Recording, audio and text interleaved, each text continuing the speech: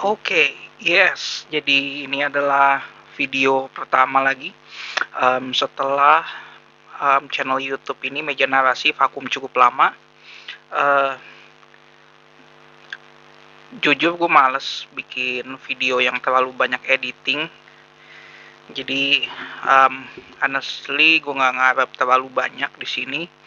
Jadi ya kita coba aja. Gue mau pakai video yang seperti ini aja, sederhana, simple, nggak perlu editing terlalu banyak. Um, tapi at least gue bisa bagi pemikiran, bisa bagi semacam perenungan buat kita semua. Oke, well, um, hari ini Minggu tanggal 31 Maret. Hari ini bertepatan dengan Paskah. Yap. Jadi kalau di momen Paskah itu kan uh, disebutnya hari suci ya, Jumat Agung, Sabtu Sunyi, terus Minggu Paskah. Well, bagi orang Kristen secara umum, um, Paskah itu dimaknai sebagai kebangkitan Yesus Kristus yang telah menang atas maut, menebus dosa umat manusia. Dia sudah menanggung kutuk dosa, dia sudah menanggung kutuk maut.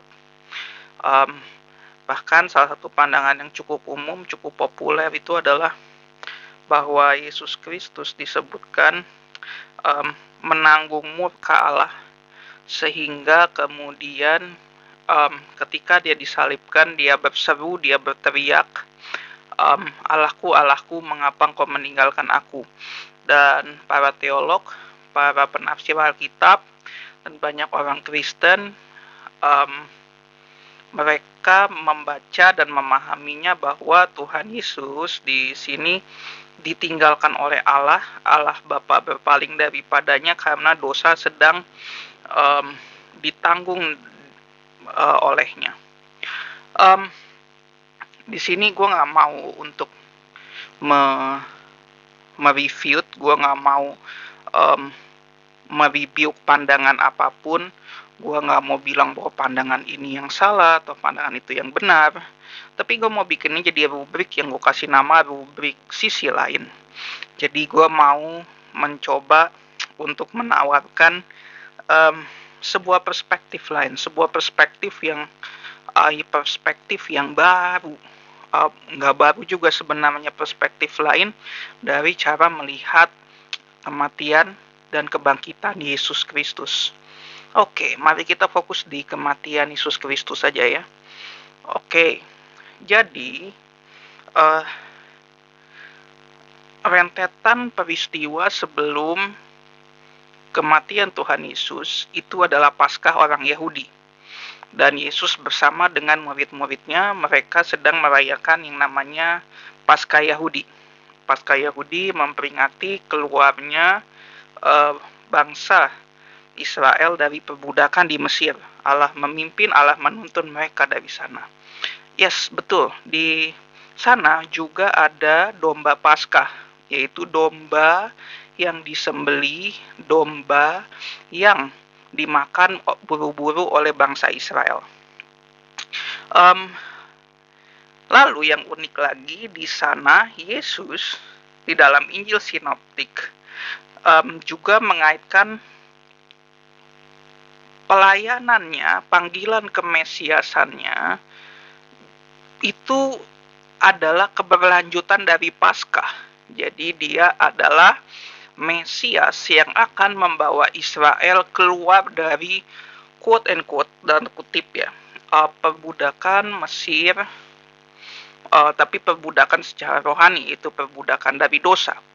So, jadi Yesus sedang menggambarkan dirinya adalah domba Paskah. Jadi banyak sejajaran dengan peristiwa keluarnya bangsa Israel dari Mesir.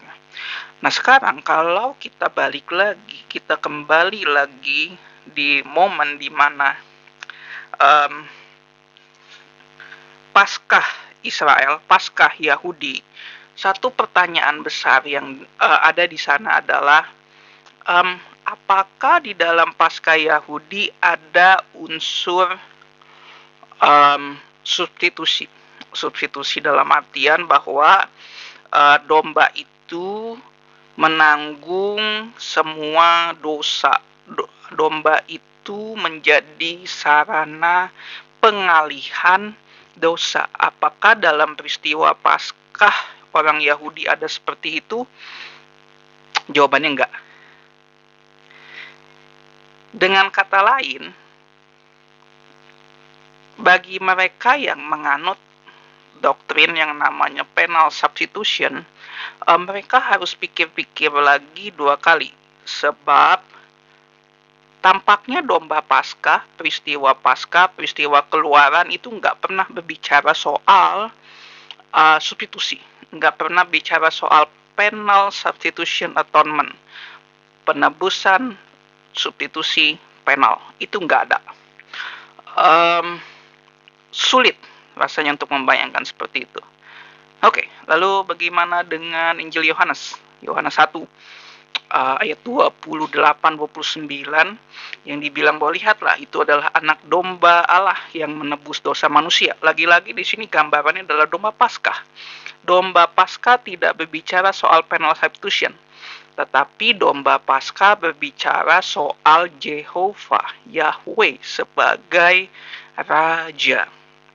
Maka dari itu sebenarnya dalam Kristen mula-mula, pandangan substitusi yang populer itu bukan penal substitution, tetapi Kristus Victor, yaitu Kristus sebagai Raja. Kristus yang mendeklarasikan dirinya sebagai Raja. Dan rasanya yang terpampang di salib Yesus, inilah Raja orang Yahudi, itu sudah menegaskan dengan kuat tema Kristus Victor, Kristus sebagai Raja. Dan kalau kemudian dibilang, oh tapi kenapa Yesus berteriak Allahku, Allahku, mengapa engkau meninggalkan aku? Oke. Itu kita akan bahas di sisi lain, tetapi intinya poinnya kalau kita berbicara soal Yesus melihat dirinya sebagai penggenapan Exodus, penggenapan Keluaran Israel di Perjanjian Lama, maka itu sebenarnya tidak berbicara soal penal substitution. Kalau mereka yang mau menganut doktrin penal substitution, mereka harus mencari teks Alkitab yang lain. Dan rasanya itu cukup sulit untuk dilakukan. Ya, jadi demikian aja kali ini. Sampai jumpa. God bless you all.